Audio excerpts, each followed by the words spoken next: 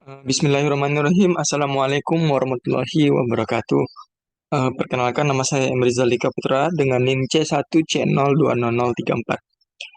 Di sini saya akan mempresentasikan materi metodologi penelitian yang berjudul tentang penyusunan hasil penelitian, pembahasan, kesimpulan, dan saran, yang dimana mata kuliah metodologi penelitian ini diampu oleh Bapak Wirmi Eka Putra. Baiklah, tanpa memperpanjang pembukaan, langsung saja kita masuk ke materinya. Itu pembahasan penelitian. Esensi dari pembahasan adalah menjelaskan mengapa hasil penelitian yang dilakukan seperti itu. Penjelasan harus dibuat bukan hanya jika hasil penelitian tidak sesuai dengan hipotesis. Bahkan, jika sesuai pun harus dibuat penjelasannya. Upaya pembahasan dapat dilakukan dengan pembahasan teori maupun pembahasan metodologi. Pembahasan teori dilakukan dengan merujuk hasil penelitian itu pada teori-teori yang mendukungnya atau pada penelitian-penelitian terdahulu yang pernah dilakukan oleh peneliti lain. Sementara itu, pembahasan metodologi dilakukan dengan menyajikan proses penelitian itu dilakukan hingga memperoleh hasil penelitian tersebut. Namun dalam hal ini lebih ditekankan bagaimana upaya seorang peneliti dalam menjaga validitas datanya. Tujuan pembahasan hasil penelitian. Yang pertama yaitu pembahasan untuk menyimpulkan atau meringkas. Yang kedua, pembahasan untuk menginterpretasi. Ketiga, mengaitkan kesesuaian temuan penelitian dengan prediksi teori. Keempat, mengaitkan kesesuaian hasil riset dengan hasil riset sebelumnya.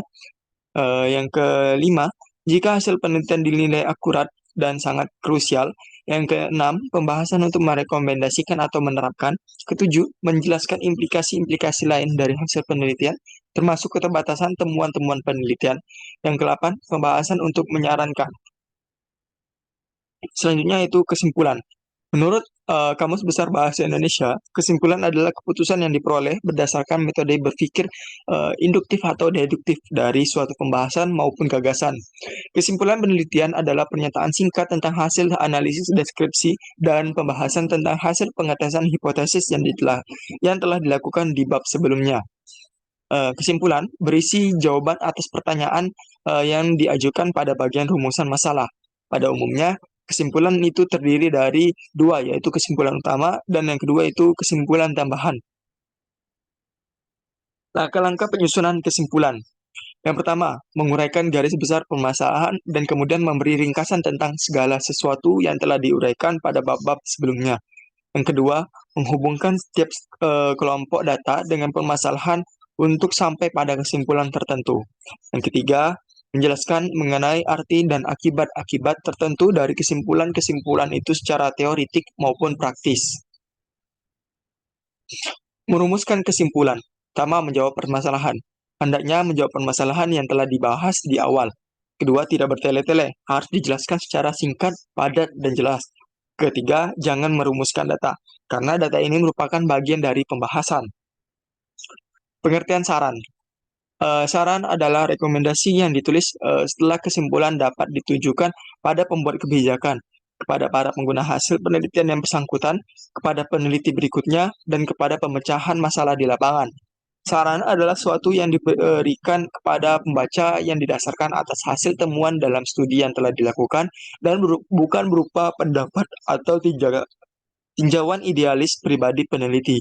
Saran hanya berisi rekomendasi yang dirumuskan oleh peneliti, namun bukan untuk menjawab permasalahan dalam pokok penelitian. Saran dirumuskan berdasarkan penelusuran yang menurut penulis dapat bermanfaat secara praktis maupun bermanfaat bagi pengembangan ilmu pengetahuan berdasarkan kedekatan objek. Persyaratan saran yang baik. Pertama, diuraikan secara singkat dengan bahasa yang jelas. Kedua, mempunyai sasaran objek yang jelas yang memiliki otoritas penerapan. Ketiga, disertai dengan tindakan operasional yang memungkinkan dapat dilakukan. Ketiga, disertai dengan tindakan operasional yang memungkinkan dapat dilakukan. Ketiga, keempat, disertai dengan cerita indikator keberhasilan. Dan yang terakhir, yaitu berupa imbalan untuk melakukan penelitian sejenis yang menekankan pada pengalaman. Baiklah, mungkin itu saja yang dapat saya sampaikan. Lebih dan kurangnya saya mohon maaf. Saya akhiri. Wabillahi taufiq wal hidayah. Wassalamualaikum warahmatullahi wabarakatuh.